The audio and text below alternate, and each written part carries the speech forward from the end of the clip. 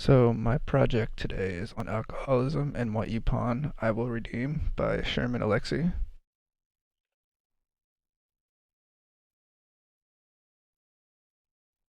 So one of the quotes I used is Rose of Sharon Jr. and I carried our $20 bill and our $5 in loose change over to 7-Eleven and spent it to buy 3 bottles of imagination.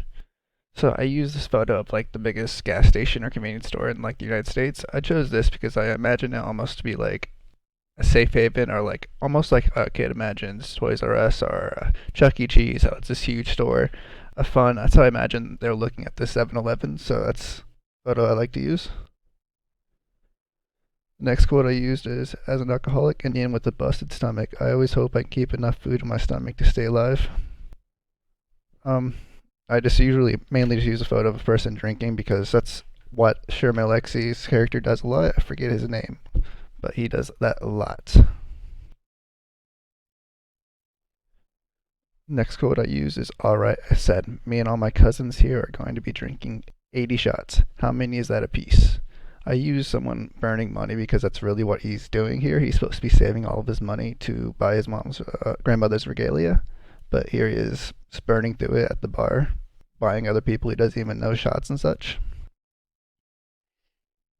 Next quote I use is, "But the other Indians bought me more whiskey shots because I've been so generous with my money."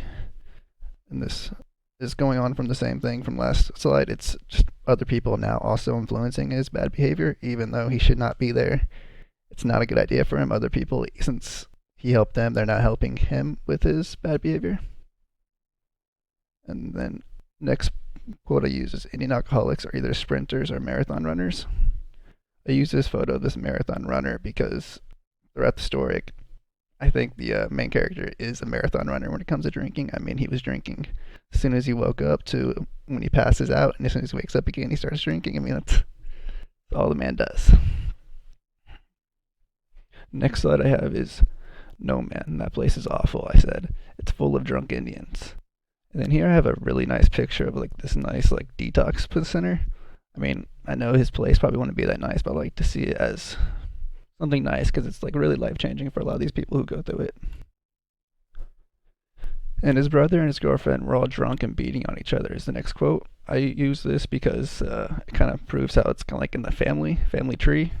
His uncles dealt with it. His father dealt with it. It's all in his family, so it's not just him alone. Next quote is, "Yes, Junior was alive, so I took his $2.50 and walked to the Korean grocery store over in Pioneer Square."